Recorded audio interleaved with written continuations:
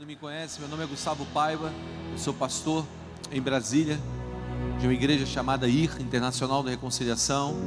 Meu pai fundou essa igreja há 20 anos atrás, eu assumi ela nos últimos 4 anos e Deus tem nos abençoado de uma forma real na cidade. Nos últimos 4 anos nós crescemos 4 vezes mais a nossa cidade, temos vivido um tempo de um avanço significativo. E eu também lidero uma organização chamada Nova Geração, que tem como objetivo levantar, treinar e inspirar jovens líderes para se posicionar nas esferas da sociedade. E eu creio que o Senhor tem levantado nessa hora uma geração capaz de influenciar o mundo que está à sua volta.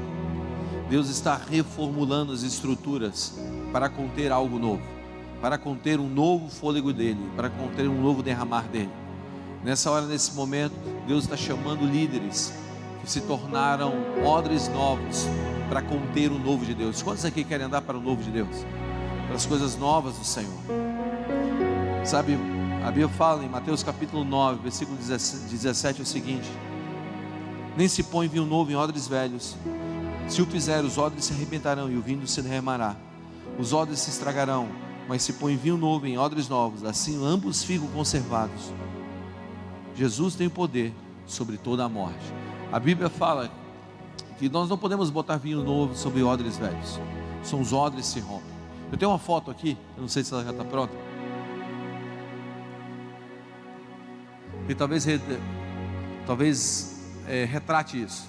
O que está de errado nessa foto? Deixa eu sair da frente aqui. O que está de errado nessa foto? A ponte está fora do lugar, né? Na verdade foi o rio que mudou de direção. A gente acha que a ponte está fora do lugar, mas foi o rio que mudou de direção. Significa que a ponte agora se tornou obsoleta, porque o rio mudou de direção. Talvez isso seja o que Jesus estava querendo fazer. Que existe um fluxo dele novo no mundo, que algumas pontes foram construídas e estão perdendo a sua utilidade. Significa que tempos em tempos Deus traz novas estruturas para conter um novo agir dele. Os princípios bíblicos, os princípios dessa palavra são imutáveis, amém? Mas de tempos em tempos Deus traz novas estruturas para conter o novo dele. O problema não é o rio, o problema é a ponte. Tem muita gente que começa a clamar: Deus, por que nós não vivemos, ou a minha família, ou a minha casa, ou a minha história não vive o que o Senhor tem? Porque o rio mudou de direção e a estrutura não acompanhou. Só existe uma maneira de você construir estruturas, de você construir uma vida, de você construir uma história que carregue a presença de Deus, que esteja pronto para o vinho novo. Quantos aqui querem o vinho novo? Quantos aqui querem viver o novo de Deus? Chegou a hora de você arrancar o retrovisor então do teu carro. É hora de você olhar para frente, porque os melhores dias estão à frente, não estão lá atrás. A Bíblia fala que as coisas velhas se passaram e eis que tudo se fez novo.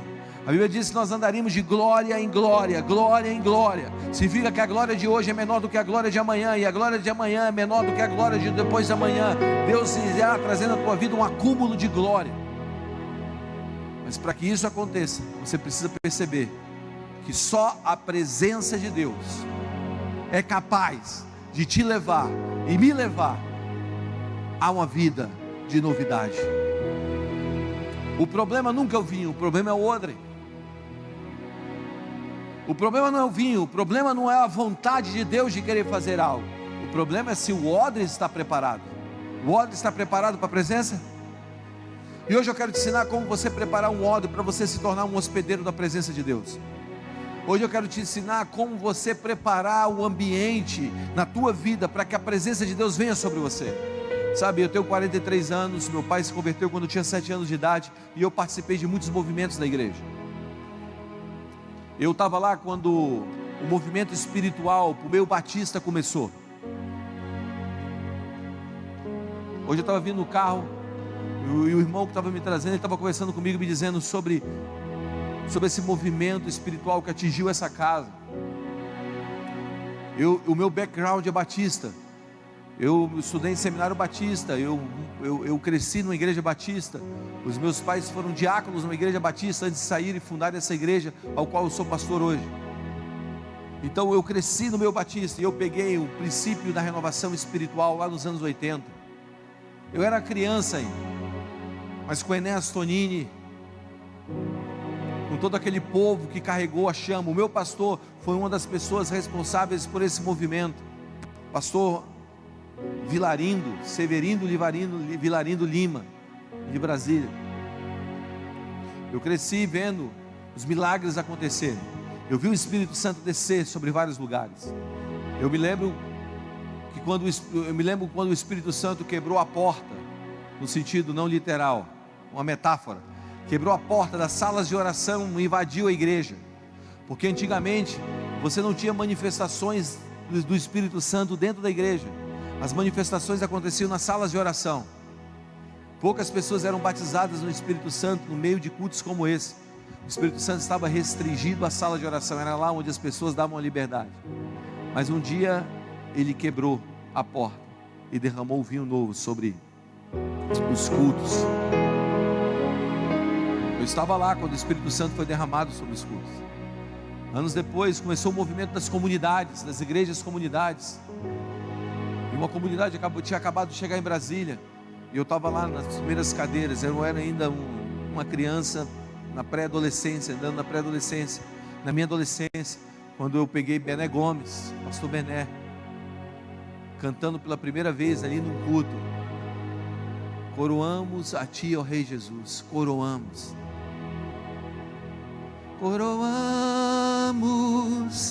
a ti, ó Rei Jesus, coroamos a ti, ó Rei Jesus. Eu estava lá. Sabe quando o Espírito Santo começou a se mover no modelo das comunidades? Quando o Espírito Santo começou a levantar uma estrutura, um odre novo de como se fazer igreja. Depois eu estava lá quando o mover de células começou no Brasil. Estava lá. Mas de tempos em tempos, Deus constrói um novo odre para um novo tempo. E nada que ficou para trás é obsoleto. Tudo fez parte de uma construção. Mas o rio mudou de direção. E quando o rio muda de direção, nós precisamos entender que nós precisamos andar para essa mudança de Deus. Um dia Deus disse para Moisés, para Noé: constrói a arca. Ele passou 120 anos construindo um projeto. Depois Deus disse para Noé: entra na arca. Ele entrou na arca, e agora ele está desfrutando do projeto que ele passou, que ele construiu por 120 anos. A Bíblia fala que choveu por 40 dias e 40 noites. E Noé ficou 1 ano dentro daquela arca. Depois de 1 ano dentro daquela arca, a arca repousa sobre o monte Ararat. E agora Deus fala para Noé: sai da arca. Significa que tem horas que nós construímos uma estrutura, tem horas que nós entramos para uma estrutura, e tem hora que Deus nos chama para sair dessa estrutura. O que é mais fácil? Construir, entrar, ou ouvir de Deus: sai?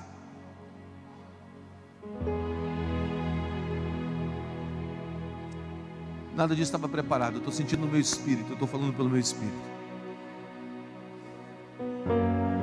Ouça de Deus hoje: saia da arca, porque o que está de melhor está fora dela.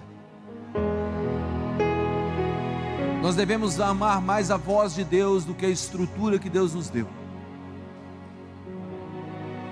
E hoje eu quero ensinar vocês como se tornarem esse odre para a presença de Deus.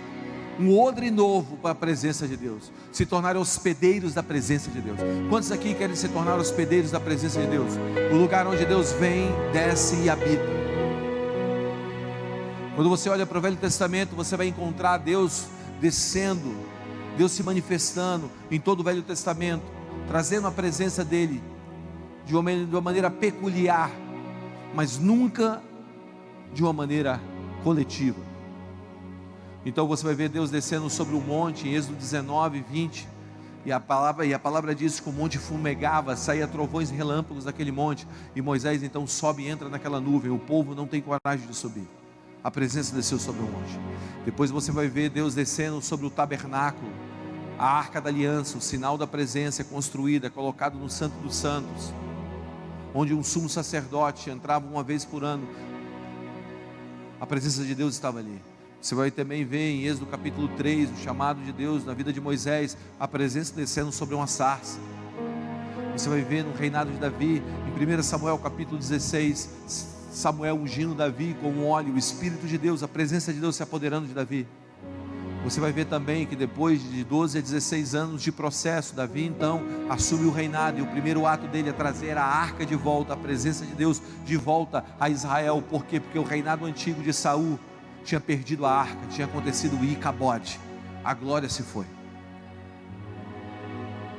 E aí você vê a arca Davi tentando trazer a arca, e teve todo aquele problema, e a arca vai para a casa de Obed-edom, e por 3 meses a arca fica na casa de Obed-edom, e a casa de Obed-edom prospera, porque a presença de Deus estava lá. Depois Davi consegue trazer a presença novamente a Jerusalém, e ele vem dançando diante da arca. Você vai ver a presença de Deus caindo sobre Jacó, no vale de Jaboque, marcando-lhe a coxa, mudando-lhe o nome para Israel. Então quando você lê o Velho Testamento, você vai encontrar essas fissuras que o céu abre e que a presença desce. Quando você bate em Joel, então o profeta Joel libera uma profecia dizendo: eis que o Espírito de Deus será derramado sobre toda a carne, vossos filhos e filhas profetizarão, vossos velhos sonharão, os vossos jovens terão visões. Isso se concretiza em Atos capítulo 2, quando o Espírito de Deus desce em Atos capítulo 2, e eles são cheios do Espírito Santo, aqueles 120 do cenáculo, línguas de fogo foram repartidas sobre eles, e aí começa uma temporada do Espírito de Deus ser derramado sobre todos. Diga: sobre todos. Todos agora podem se tornar hospedeiros da presença. No Antigo Testamento a presença era restrita a alguns eleitos. No Novo Testamento a palavra se cumpre sobre toda a carne. Sobre toda a carne. O Espírito quer ser derramado sobre toda a carne. Diga: sobre toda a carne. Então Deus quer, não é que Ele apenas deseja, Deus está derramando o Espírito dele sobre as nações.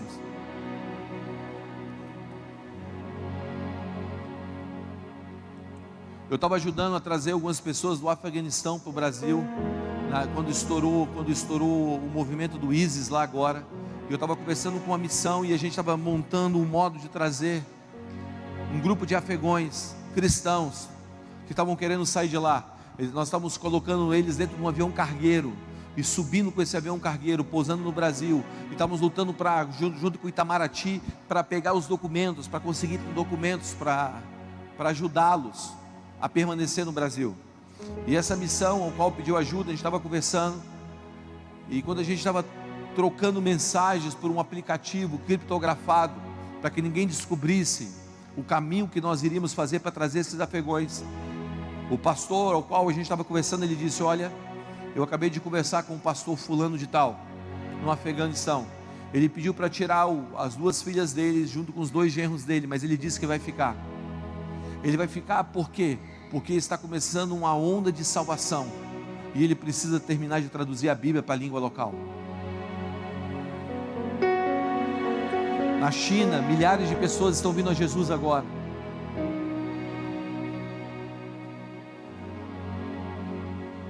Nos lugares mais escuros do mundo, o Espírito de Deus tem soprado de uma maneira real. Hoje já existe mais gente viva que tem fé em Jesus Cristo do que em toda a história que morreram e estão com Cristo no céu. Isso é uma estatística. Significa que Deus está derramando o Espírito sobre toda a carne. Mas como eu disse a você, eu vi muitos moveres de Deus, eu vi muitos derramares de Deus. Eu vi o Espírito descer sobre muitos lugares, mas eu vi o Espírito repousar sobre poucos. Deus não quer só simplesmente derramar o Espírito dele sobre você e você ter uma experiência em um culto. Deus quer habitar em você. Por isso eu quero ler 2 textos com você, e eu quero te dar alguns princípios de como você se tornar um hospedeiro para a presença. alguém que ande carregando a presença de Deus para transformar o meio. A Bíblia fala no Evangelho de João, capítulo 1, versículo 32 ao 34, o seguinte, 2 textos nós vamos ler. E João testemunhou, João Batista, dizendo, não João o discípulo, João o Batista, dizendo, viu o Espírito descer do céu como pomba e pousar sobre ele. Diga descer e pousar. Diga descer e pousar. Eu não conhecia, aquele porém que me enviou a batizar com água me disse, aquele sobre quem vires descer e pousar o Espírito de Deus, esse é o que batiza com o Espírito Santo, pois eu de fato vi e tenho testificado que ele é o Filho de Deus. João capítulo 2, versículo 1 diz o seguinte, 3 dias depois houve um casamento em Caná da Galileia, e achando-se ali uma mãe de Jesus, Jesus foi convidado com seus discípulos para o casamento. Tendo acabado o vinho, a mãe de Jesus lhe disse, eles não têm mais vinho. Mas Jesus lhe disse, mulher, que tenho contigo? Ainda não é chegada a minha hora. Então ele falou às serventes, fazei tudo o que ele vos disser. Estava ali 6 talhas de pedra que os judeus usavam para purificação, cada um levava 2 ou 3 metradas. Jesus lhe disse, enchei de água as talhas, e eles encheram as talhas totalmente. Então ele determinou, tirai agora e levai ao mestre-sala, e eles fizeram, tendo o mestre-sala provado a água transformada em vinho, parênteses, não sabendo de onde viera, se bem que sabiam os serventes que haviam tirado água e não vinho. Chamou o noivo e lhe disse, todos costumam pôr primeiro o bom vinho, e quando já beberam fartamente, servem o vinho inferior. Tu, porém, guardastes o bom vinho para o fim.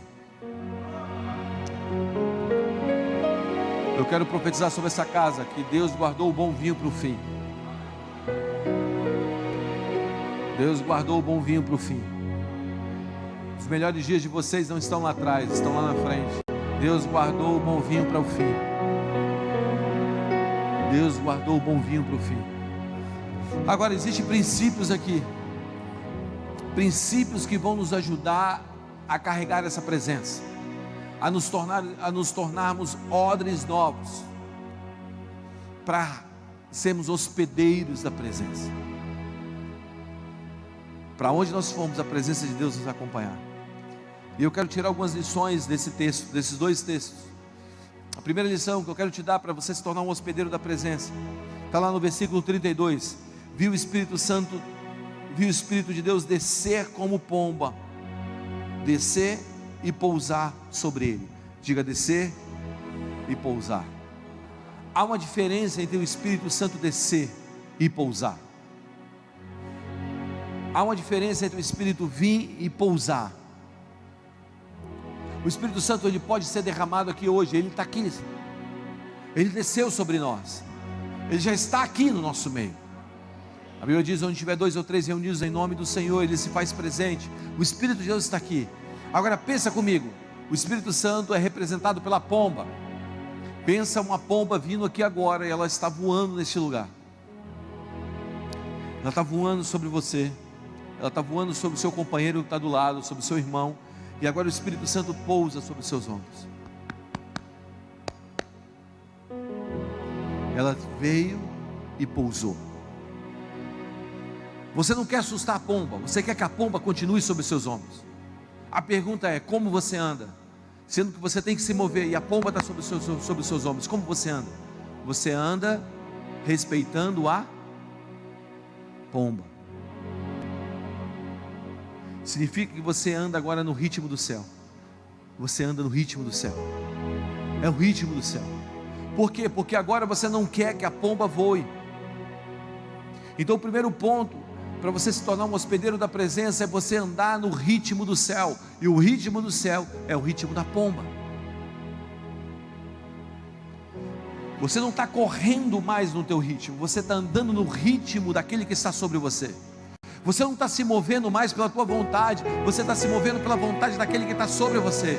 Você não está respeitando mais as tuas realizações, você está respeitando a realização da pomba que está sobre você. Como eu sei que um homem está cheio do Espírito Santo, quando agora ele não está andando mais segundo o seu querer, ele está andando respeitando a pomba. Ele está andando respeitando o Espírito Santo que está sobre ele. Presta atenção, igreja, nós não queremos mais que a presença venha sobre um lugar, nós queremos que a presença pouse sobre um lugar. Isso vai alterar a sua maneira de andar. A Bíblia fala em Gálatas capítulo 5, versículo 16, o seguinte, 17: digo, porém, andai em espírito, e não cumprireis a concupiscência da carne, porque a carne milita contra o espírito, e o espírito luta contra a carne. Significa que agora você não está andando segundo os seus interesses, você está andando segundo os interesses do Espírito. Você acorda de manhã e fala: Espírito Santo, ok, eu estou aqui, mas um dia o Senhor Jesus me deu de vida, e agora o que eu quero, o que você quer que eu faça com o meu dia, como você quer que eu ande? Você é ofendido e não ofende, porque você sabe que o Espírito está sobre você.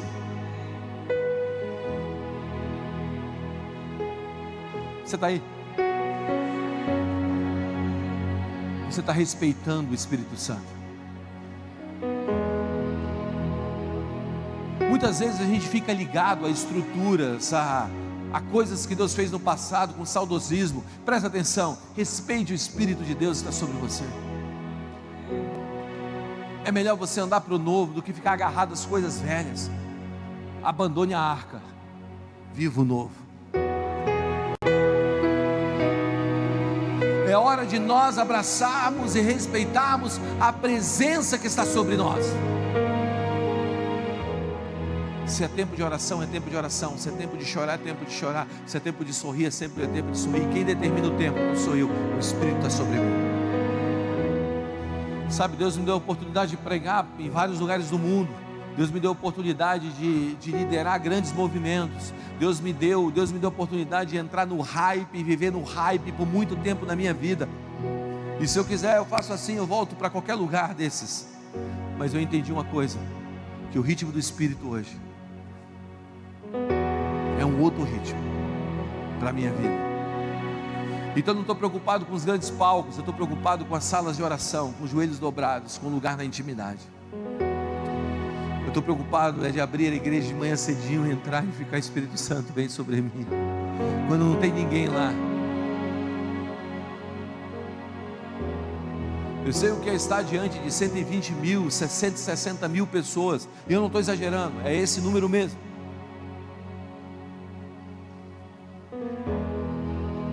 Mas o que importa é andar no ritmo do Espírito. Tem hora que a gente sobe os montes, tem hora que o Espírito Santo fala: desce aos vales. Respeite o Espírito Santo.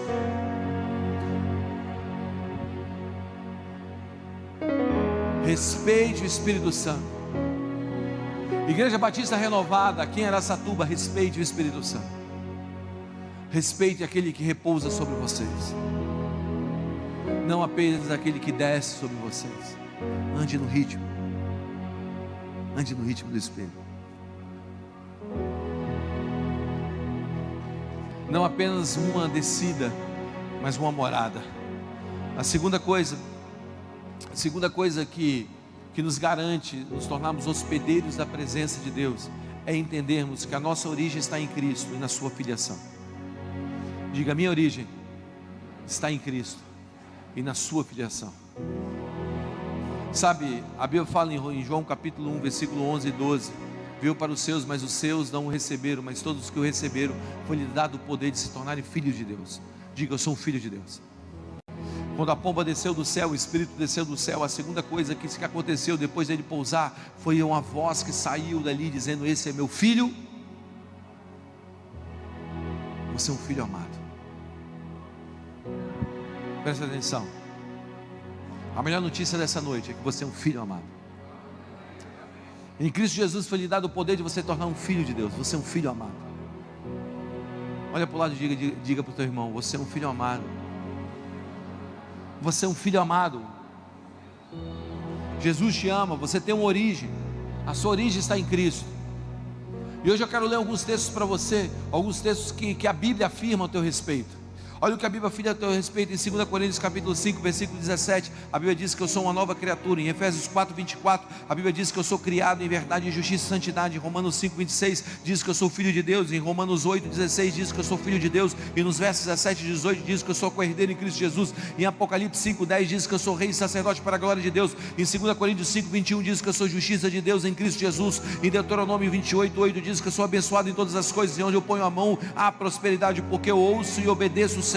No versos 13 diz que eu sou cabeça e não cauda, estou por cima e não por baixo. Em 1 Coríntios 1, 2, a Bíblia diz que eu sou santificado em Cristo Jesus. Em Romanos 8, 37, diz que eu sou mais que vencedor. Em Mateus 5, 13, diz que eu sou sal da terra e luz do mundo. Em 1 Pedro 2, 9, diz que eu sou geração eleita, sacerdócio real, nação santa, povo de propriedade exclusiva de Deus. Em Efésios 2, 22, diz que eu sou morada de Deus no Espírito. Em 1 Coríntios 3, 16, diz que eu sou santuário de Deus aqui na terra. Em Salmo 28, 7, diz que eu sou forte porque o Senhor é a minha força, a força da minha vida. Em 1 de João capítulo 4, não pare de aplaudir. 1 João capítulo 4, versículo 4, diz que eu sou o maior aquele que está em mim do que aquele que está no mundo. Em Romanos 1, 7, a Bíblia diz que eu sou amado de Deus. Em Romanos 8, 1, diz que eu sou livre de toda a condenação e domínio do pecado. Assim como Romanos 6, 14, toda maldição não há mais em mim, como diz Gálatas 6, 13. Em 1 Pedro 2, 24, diz que eu fui curado pelas pisaduras de Cristo. E em Salmo 37, 7, diz que eu sou guardado pelos anjos de Deus.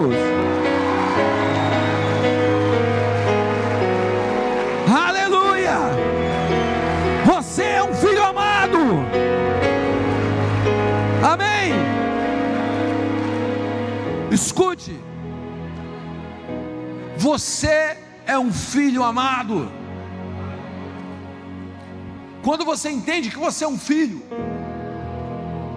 quando você entende que você tem um pai que te ama, a presença permanece em você.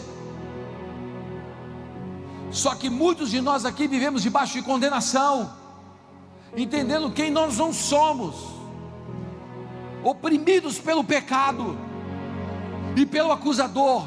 Presta atenção, o diabo conhece o teu nome e te chama de pecador. Jesus conhece os seus pecados e te chama de filho. Você tem que parar de viver oprimido pela condenação. Jesus te libertou. Mas Guga, eu continuo muitas vezes errando. Presta atenção, deixa eu te ensinar um negócio, cara. Passa uma linha entre desejo e prazer. Passa uma linha entre desejo e prazer. O que eu quero propor para você é isso aqui.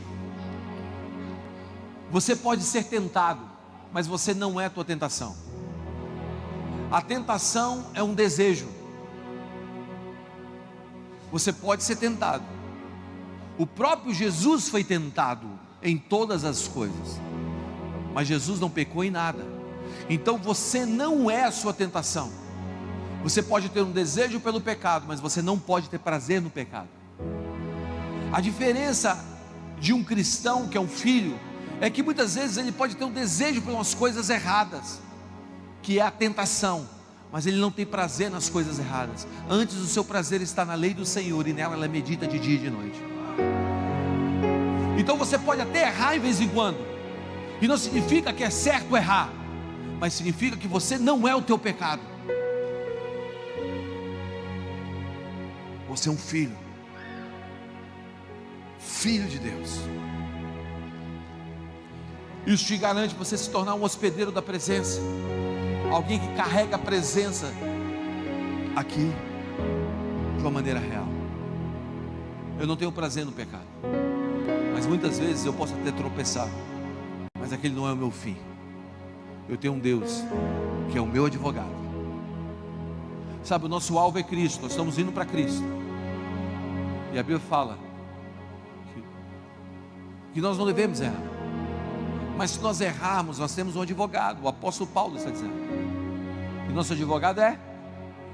Então, se você acertar, você cai em Cristo. Se você errar, você cai em Cristo. A verdade é que nós somos alvos do amor de Cristo, acertando ou errando. Mas você não vai perder a tua filiação. Um filho é um filho. Seu filho pode fazer muitas coisas contra você, você que é pai, mas ele nunca mais vai deixar de ser teu filho. Um filho é um filho. Ele é um filho. Amém? E aí o que acontece? Quando eu entro nesse lugar, dessa identidade de filho, eu começo a perceber que eu tenho uma relação com meu pai. Eu tenho um relacionamento com meu pai. Sabe, não é certo, preste atenção no que eu vou te dizer. Não esqueça isso. Não é certo você ter uma relação com o teu pai pelas coisas que o seu pai tem. Mas também não é certo o seu pai ter coisas e não dar a você. Mas não é certo um relacionamento sadio ser baseado nas coisas dos outros. Um relacionamento sadio é baseado em quê? Um relacionamento sadio é baseado na relação e não nas promessas. Deus tem promessas para você. Diga amém. Deus tem promessas para você. Diga, Deus tem promessas para mim. Muitas promessas. Mas a relação, o teu relacionamento está acima das promessas. Quando Deus tira o povo do Egito, o objetivo de Deus não era levar para uma terra. Calma aí, Guga. Está na Bíblia que era para levar para a terra. Eu vou te mostrar que não está, da maneira que você está vendo. O objetivo de Deus não era levar para a terra. O objetivo de Deus era levar para o encontro. Deus manda Moisés entrar diante de Faraó e dizer o seguinte: deixa meu povo ir para o quê? Me adorar no deserto. O objetivo de Deus era tirar o povo para adorar. Era tirar o povo para ter um encontro, para depois levá-la para uma terra.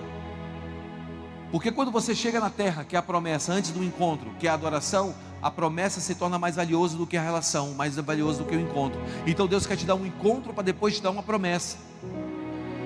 Faz sentido para você? Então Deus quer te levar para o encontro, depois do encontro Deus quer te levar para uma promessa. O que significa? Significa que a relação, o relacionamento está acima das promessas. Por isso Deus não está preparando as promessas para você, Deus está te preparando para as promessas. Deus não está preparando o lugar para você, Deus está te preparando para aquele lugar. Deus não está construindo um lugar para você chegar. Não, Deus está te preparando para aquele lugar que já existe. E como Deus te prepara? Através do encontro, do relacionamento. Se você não tem um relacionamento com Deus, as promessas de Deus se tornam mais valiosas do que o Deus das promessas. Por isso Deus não quer te dar nada que te afaste dele, porque a bênção de Deus não acrescenta dores. O objetivo de Deus então é te trazer para Ele. Para você se tornar um hospedeiro da presença, você precisa entender algo: que você é um filho, e nessa filiação o teu relacionamento está acima das promessas. Deixa eu contar uma história para vocês. Eu tenho uma filha adolescente, o nome dela é Isabela. Oficialmente eu tenho uma adolescente em casa. Ela tem 14 anos, muito esperta, inteligente, extremamente relacional. Se ela estivesse aqui, ela já tinha feito alguns amigos aqui. Ela tem esse negócio. E um dia a gente estava saindo do nosso culto de domingo, tinha acabado o nosso culto de domingo em Brasília, estou indo para o carro, e quando eu estou indo para o carro, ela vira para mim e fala assim: pai, perdi o celular. E eu brinco com isso por onde eu passo, que um adolescente perder o celular é como perder um membro do corpo. Pai, eu perdi o braço, mais ou menos isso, um adolescente perdeu o celular. E ela chegou para mim: pai, eu perdi o celular. E eu perguntei para ela: onde é que você perdeu? Ela falou: na igreja. A gente voltou para dentro da nave do prédio e começamos a procurar o celular. Reviramos as cadeiras, começamos a olhar, tirando as cadeiras, empilhamos as cadeiras, desempilhamos as cadeiras. E depois de 45 minutos, um menino chegou para mim e falou assim: pastor, o celular da sua filha está com o seu sobrinho. O celular da Bela está com o seu sobrinho. E agora eu parei de buscar o celular e comecei atrás do meu sobrinho, Gabriel, que achou o celular da Isabela que tinha se perdido. Então eu parei de ir atrás da coisa e comecei atrás da pessoa. E aí eu descobri que ele estava na casa dele. Então agora eu entrei num carro, botei a Isabela no carro, estou dirigindo para a casa do meu irmão, para pegar o celular com o meu sobrinho. E quando eu estou dirigindo para casa, o Senhor Jesus começou a falar comigo. O Espírito Santo começou a ministrar a mim, dizendo o seguinte: há 2000 anos atrás, um homem veio à terra, que mesmo sendo como Deus, resultou ser como tal, mas antes disso tomou a forma de servo e se submeteu à morte de cruz. Jesus veio à terra, filho, há 2000 anos atrás, e ele achou alegria, ele achou a paz, ele achou o ministério, ele achou a família, ele achou tudo que estava perdido. Tudo está nele. Para de ir atrás das coisas e começa a ir atrás de alguém. Sabe qual é o nosso problema? Nosso problema é que nós estamos indo atrás das coisas, não de alguém. E quando nós vamos atrás das coisas e não de alguém, nós perdemos a oportunidade de achar as coisas em alguém. Jesus Cristo há 2000 anos atrás morreu pela nossa vida, e Ele comprou para si todo o povo, língua, tribo e nação. A Bíblia fala que o castigo que nos traz a paz estava sobre Ele, sobre a sua pisadura nós somos sarados, tudo está nele. Ele conquistou a alegria, Ele conquistou a paz, Ele tomou para si toda a vergonha, e agora Ele nos deu a absolvição. O escrito de dívida que era contra nós foi rasgado, tudo está sobre Ele, e tudo estando nele agora, nós não precisamos ir atrás das coisas que foram perdidas, nós temos que ir atrás de alguém que achou todas as coisas. E quando nós achamos alguém, nós achamos as coisas.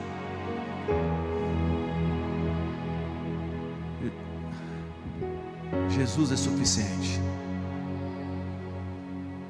Diga comigo, Jesus é suficiente. Ele tem tudo, tudo. Sempre haverá o suficiente. Sempre haverá o suficiente. Sempre haverá o suficiente. Sabe, eu estava num evento de carnaval há 3 anos atrás, aqui no interior de São Paulo, em Marília.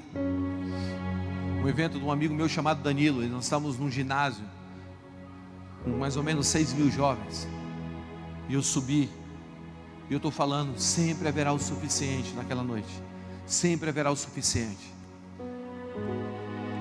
E aí quando eu estou falando sempre haverá o suficiente, que Jesus era a nossa alegria, a nossa paz, a adoração estava sendo levantada, eu não estava conseguindo nem pregar, a presença de Deus era tão cheia, eu estou dizendo, Jesus, o Senhor é o suficiente, e sempre haverá o suficiente. E aí Deus me deu uma palavra de conhecimento.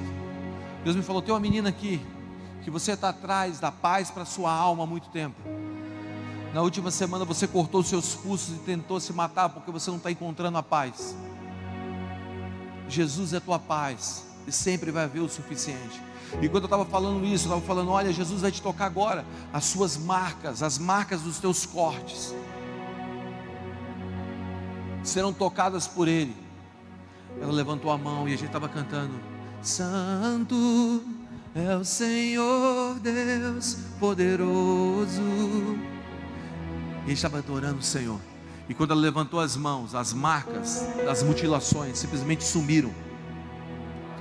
E ela desce, e ela vem para frente, e ela tenta entrar no cercado. E quando ela tenta entrar no cercado, as pessoas estão tentando impedir ela. E aí a pessoa que estava comigo, estava viajando comigo, ele ouviu ela falando, não, as minhas marcas, eu tentei me matar, eu cortei os meus pulsos e as marcas sumiram. Está aqui, sem nada. Eu trouxe ela para frente, e agora ela sobe, com as mãos levantadas, dizendo, Jesus, você é suficiente. E todo mundo cantando, Santo, é a glória de Deus caindo sobre aquele lugar.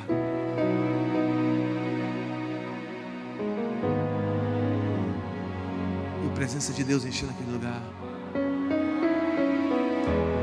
porque Ele é o suficiente. Ele é suficiente. Eu estava na Universidade Federal do Amazonas.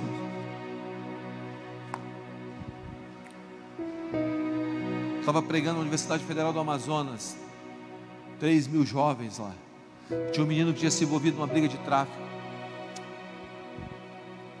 Ele tomou um tiro no rosto, a bala entrou debaixo da narina esquerda, quebrou os dentes da frente, atravessou o céu da boca e se alojou na cervical.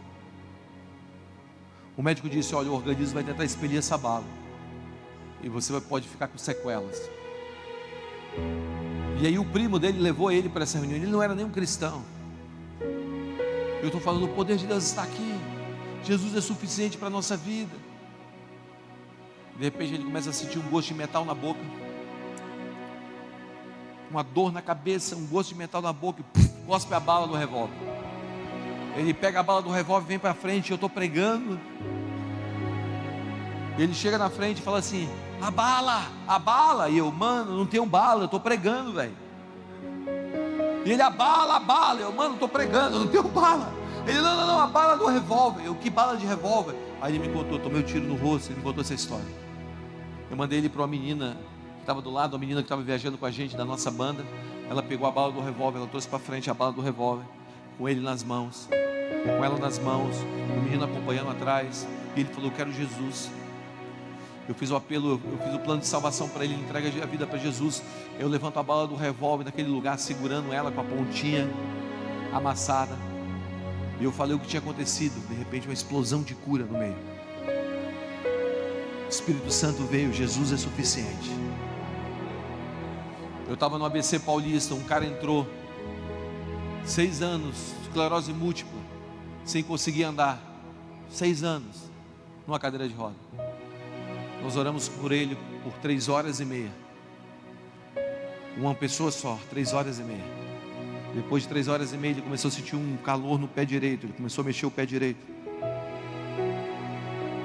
Aí ele disse: minha perna direita está esquentando. A perna direita esquentou. Ele começou a mexer a perna direita. Subiu pelas costas, desceu para a perna esquerda. Agora as 2 pernas estão se movimentando. Depois de 3 horas e meia, 4 horas, ele está botando o pé para fora da cadeira de roda. E depois de 6, 7 anos, ele está andando novamente. Jesus é suficiente. Eu estava em Uberlândia. Em Uberlândia, trouxeram uma menina. Estava viajando com um cara chamado Randy Clark. Randy Clark pega o microfone naquela noite e diz o seguinte: hoje o Senhor marcou um encontro entre eu e uma pessoa aqui. Quem é essa pessoa? Todo mundo, eu, todo mundo queria ter aquele encontro. E aí aparece essa menina, 28 anos, carregada no colo, vem carregada, 28 anos.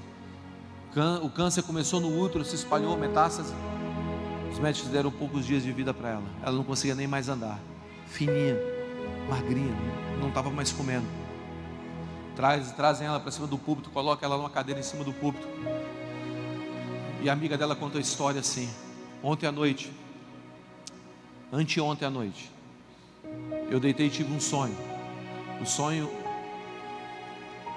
era o seguinte: eu ia fazer uma compra no supermercado, e nessa compra o caixa me dava de volta um troco, e no meio desse troco eu vi uma moeda de ouro desse tamanho. Eu pegava no sonho e devolvia, falava assim: ei, você está me dando mais do que eu te dei, essa moeda não é minha. Aí o caixa olhava para ela e dizia o seguinte: essa moeda é a cura da tua amiga, vira a moeda que atrás está o nome da pessoa que vai orar por ela. Ela virava a moeda e estava escrito Randy Clark. Só que ela nem sabia que era Randy Clark. Randy Clark é um pastor, amigo nosso. Ela entra no carro, vai dirigindo para o trabalho, e quando ela está dirigindo tem um banner, um outdoor na cidade dizendo: Cruzada de Milagres com Randy Clark. Ela para o carro tremendo, liga para a amiga dela e fala assim: você não vai acreditar o que aconteceu. E ela conta isso. E assim ela chegou naquele lugar. Nós botamos a mão em cima dela e oramos por ela por 4 horas. 4 horas, pela uma mesma pessoa. 4 horas. Passou 7 ondas de poder. Na 7ª onda, ela parecia que você tinha colocado ela dentro de um forno. Ela estava toda molhada de suor. A cada onda de poder gerava calor no corpo dela. No final dessa 7ª onda, ela olhou para a gente e disse: eu estou bem. Faz meses que eu não me sinto assim. Ela levantou e foi embora para casa andando. No outro dia, no meio da adoração, ela estava dançando na frente.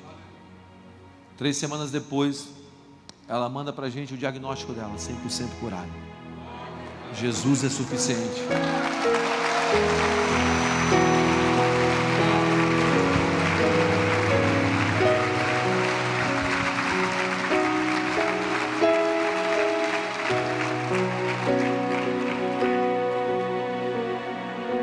Jesus é suficiente. Jesus é suficiente.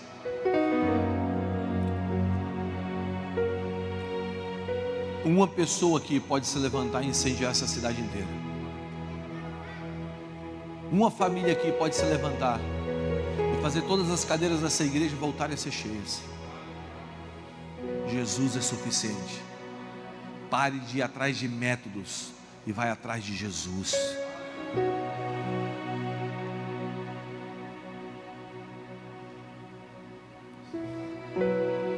Hoje eu digo a vocês: Deus está chamando vocês para ser hospedeiros da presença. 120 pessoas se reuniram num cenáculo. Quando você vai para Atos capítulo 14, 15, 16 e 17, você vai ver o Evangelho começando a chegar nas regiões da Grécia. E eles estavam gritando: os homens que têm transtornado o mundo chegaram até aqui. Os homens que têm abalado o mundo chegaram até aqui. Não é natural um cristão não ter um apetite pelo sobrenatural. Não é natural um homem cristão viver sem a fome pelos encontros com Deus. O que vocês precisam, eu sinto o Espírito Santo falar isso, é voltar para Ele de todo o coração. E essa casa vai explodir em glória. A sua vida vai explodir em glória. Existe mais para você. Não acabou, existe mais. Mais. Por isso eu queria que você ficasse em pé nessa noite. Se você quer se tornar um hospedeiro para a presença, fique em pé agora.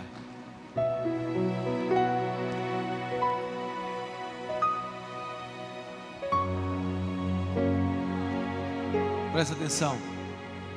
Se o Espírito Santo é real, ele vai te tocar hoje. Ele vai renovar a tua fé, a tua esperança. Ele vai renovar o fogo em você. Mas se não seja só uma noite, não deixa isso ser só uma noite. Que isso se torne a sua vida. O que vai acontecer aqui hoje pode mudar a sua vida para sempre, como mudou a minha vida. Minha vida. Foi numa reunião como essa que a minha vida foi mudada para sempre. Foi numa reunião como essa que o Espírito Santo me tocou e nunca mais eu olhei para trás. Eu sei que tem muita gente aqui que já anda há anos com Jesus, mas eu estou chamando para você andar anos novos com Jesus. Porque eu não sei se você está vivendo um ano novo, ou se você está vivendo o mesmo ano por 10 anos, por 2 décadas. Há uma diferença entre você viver o mesmo ano e você viver o ano do Senhor.